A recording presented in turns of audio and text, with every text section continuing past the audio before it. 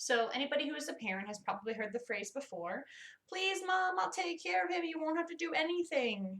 And then the newness wears off, and within a couple weeks or sometimes a couple months, you end up taking care of that pet more than your child.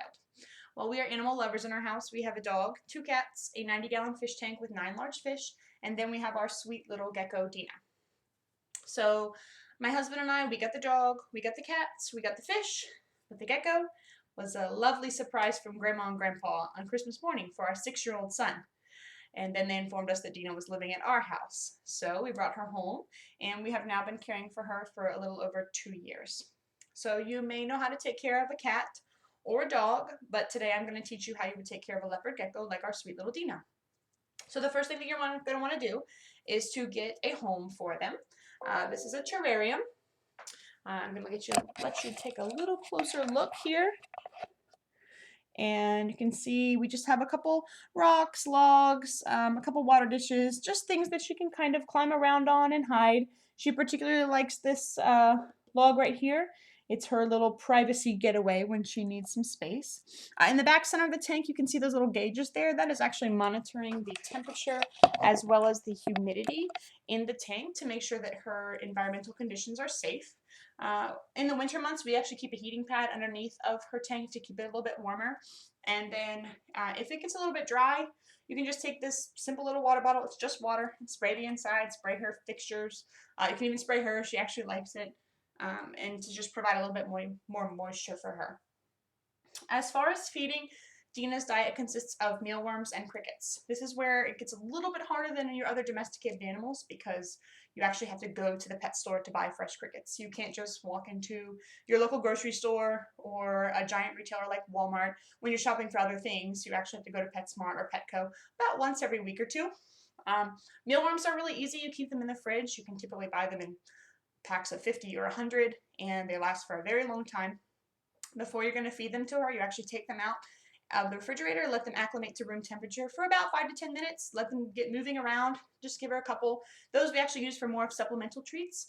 The crickets is her actual real diet. So this up here is our cricket cage, and this is where they live until we put them in there. And I will show you this inside this cricket cage because it's hard to see in the cage.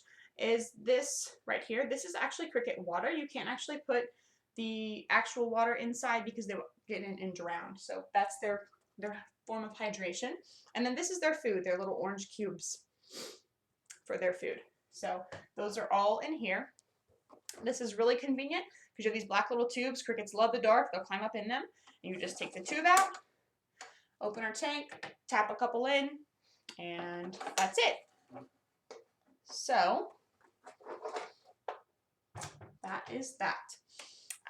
As far as cleaning the cage, there is a special cleaner for the inside. This right here. I typically try to take everything out of the tank about once every other month to get it really clean, and that's when I'll clean the inside of the tank with this cleaner that's safe for her. The outside I just clean with your typical glass cleaner and paper towels.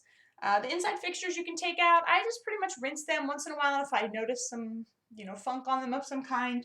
I'll just use a little bit of like Dawn dish soap, something very mild to clean them.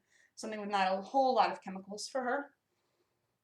And I guess that's really about it for cleaning it, except for that every other month, I guess you're going to replace whatever liner you have in the bottom. You have a few different options for liners. We typically use sand. You can also use felt or lizard grass, and every other month when you do that, you're going to want to take all of the sand out and put all new sand in. This is specifically lizard sand. You cannot just go buy play sand at Walmart and dump it in here. That wouldn't be safe for her, so you actually buy lizard sand for her. So, and now comes the fun part. So I'm going to get her out for a moment just so you can see her. Let's see how she is today.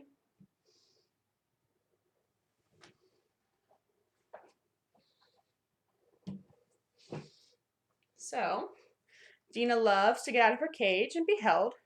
She's actually very, very sweet. My son actually builds little Lego forts for her on the bed, especially when I'm cleaning the cage. And she'll get out and climb all around them, and he really, really enjoys that. So she's very nice. Couple things to remember. I've already washed my hands. You have to wash your hands before you handle her, as well as right afterwards.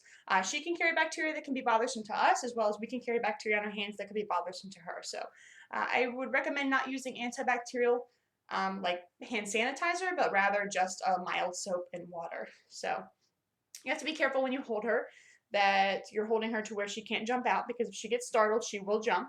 And also, just like a lot of lizards, if she feels her tail being pulled too hard, she could drop her tail off. Luckily, we've never dealt with anything like that. She's never really been sick. She's always been very healthy. So um, you have to be careful. A lot of regular vets probably wouldn't deal with little Dina. Sometimes you have to go to a vet that may specialize in exotic animals. So she's being silly right now. Okay, let's put her back.